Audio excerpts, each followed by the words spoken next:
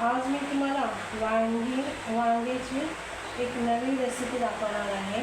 तुम्ही शेंगदाण्याच्या कुटातली बऱ्याच प्रकारची भाजी खाल्ली असेल, पण तिळाच्या कुटातली कधी खाल्ले का?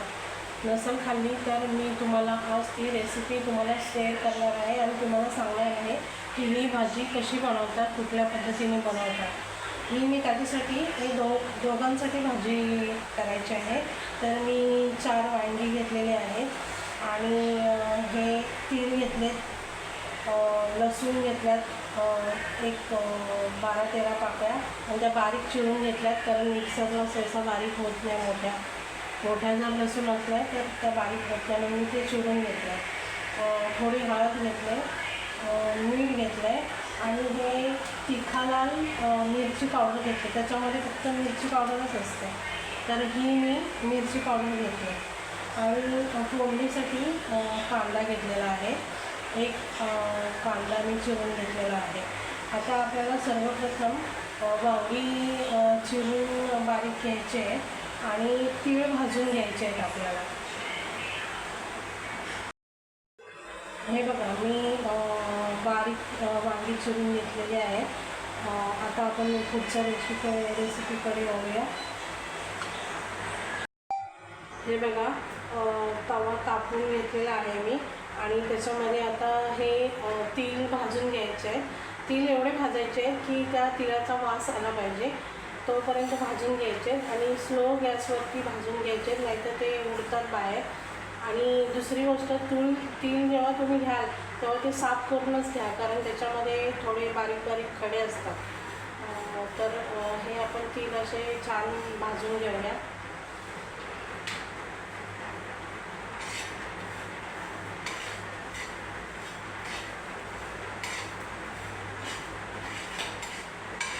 ही जी मी चटणी बनवणार आहे किंवा तिळाचा कूट बनवणार आहे, ती तुम्ही बरणीमध्ये एक 15-20 दिवसासाठी पण ठेवू शकता आणि छान राहते। आणि असं नाही की फक्त वांगीच त्याच्यामध्ये आपण बनवू शकतो, त्याच्यामध्ये आपण गवारची भाजी बनवू शकतो, नंतर तोंडलीची भाजी बनवू शकतो। त्या पण रेसिपी दाखवेन मी तुम्हाला, कुठल्या पद्धतीने गवारची भाजी आणि तोंडलीची भाजी तिळाच्या कुटामध्ये बनवतात। पण आज आपण ही वांगी बघूया कसे याच्यामध्ये बनवतात ते। हे बघा, हे आपले तीळ आता भाजत आलेले आहे। हे बघा, तीळ आपले छान भाजलेले आहे, छान वास येतो आहे आणि आता ते आपण काढून घेऊया। गॅस बंद करूया आणि ते काढून घेऊया।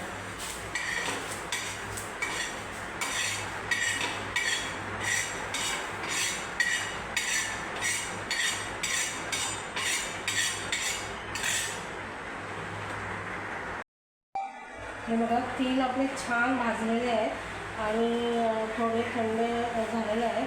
आता आपण याच्यामध्ये मिक्सरच्या भांड्यामध्ये तीळ टाकून घेऊया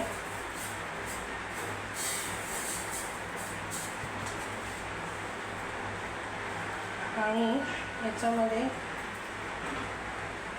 ही मिरची पावडर, हे मिरची पावडर आणि तीळ पहिले पिसून घ्यायचे आहेत आपल्याला, आणि मीठ, आणि त्याच्यामध्ये नंतर आपल्याला ही लसूण ॲड करायची आहे। नाहीतर मग तो आपल्याला पाणी न टाकता हे सुकी चटणी बनवायची किंवा सुक्का तिळाचा कूट बनवायचा आहे, तर ती ओली नको व्हायला, पिसणार नाही, म्हणून मी लसूण नंतर टाकणार आहे। पहिले हे पिसून घेणार आहे, मिरची पावडर आणि तीळ आणि मीठ। हे बघा, छान पिसले गेलं आहे आणि याच्यामध्ये आपण आता लसूण ॲड करूया आणि ते बारीक करून घेऊया। बघूया आपण, हा बघा, मस्त आपला तिळाचा कूट तयार आहे आणि याला आम्ही आमच्या भाषेमध्ये तिळकूट बोलतो। तिळकूट म्हणजे हे आपलं तिळाचा कूट। आणि ही वांग्याची भाजी याच्यामध्ये तुम्ही एकदा करून पहा, खूप छान होते. आणि ह्याच्यामध्ये हे आहे, तुम्ही एक 15 दिवस 20 दिवस बरणीमध्ये भरून ठेवून चपातीबरोबर डाळीबरोबर भाताबरोबर खाऊ शकता. आणि चपातीबरोबर भाकरीबरोबर पण चटणी खाऊ शकता. आता मी तुम्हाला पुढची रेसिपी दाखवते. आता आपली पुढची रेसिपी बघूया. मी कढई टाकून 1 चम्मच तेल गरम करून घेतलं आहे. आता याच्यामध्ये कांदा ॲड करूया. कांदा ॲड केलेला आहे. कढीपत्ता ऑप्शनल आहे, तुम्हाला टाकायचा आहे तर टाकू शकता. मी नाही टाकलं त्याच्यामध्ये. आणि कांदा छान असा लालसर होऊन घेऊया. एक 5 मिनटं.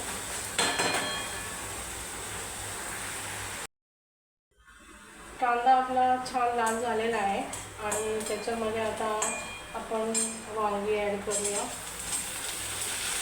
आणि छान परतून घेऊया.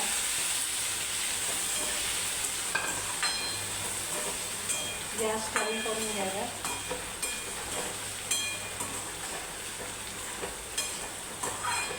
आणि 2 मिनटं वांगी झाकण मारून परतून घ्याव्या.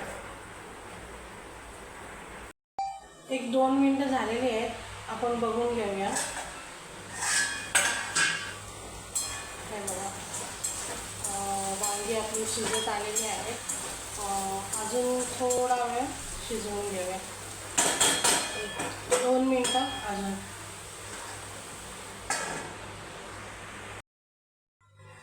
पुन्हा एकदा बघूया आपली भाजी कुठपर्यंत शिजत आली.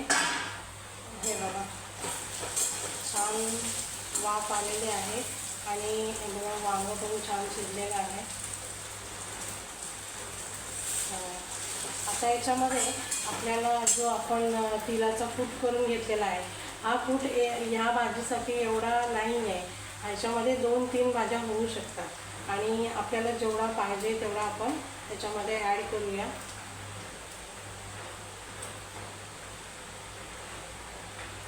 आणि असं परतून घेऊया.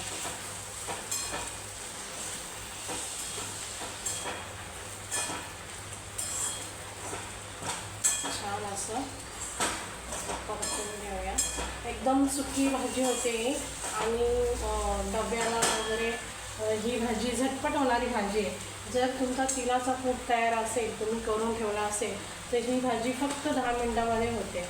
आणि याच्याबरोबर अजून दुसऱ्याही भाज्या आहेत, जशी गवार, तोंडली, अजून बऱ्याच भाज्या आहेत ज्या तुम्ही तिळाच्या कुटामध्ये बनवू शकता. आता आपण याला थोडी वाफ देऊन काढूया. वाफ दिल्यानंतर 1-2 मिनिटांनी आपण बघूया.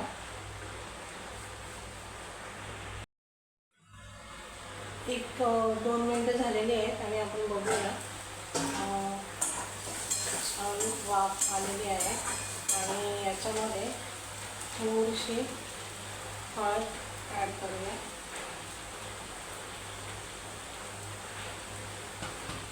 आणि परतूया.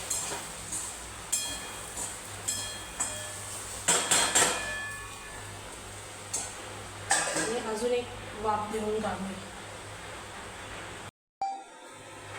अशा प्रकारे आपली भाजी पूर्ण तयार झालेली आहे. आपण आता ही सर्व करून घेऊया.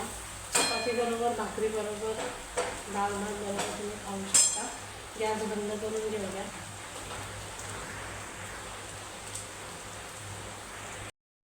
अशा प्रकारे आपली तिळाच्या कुटामधली वांग्याची भाजी तयार झालेली आहे खाण्यासाठी.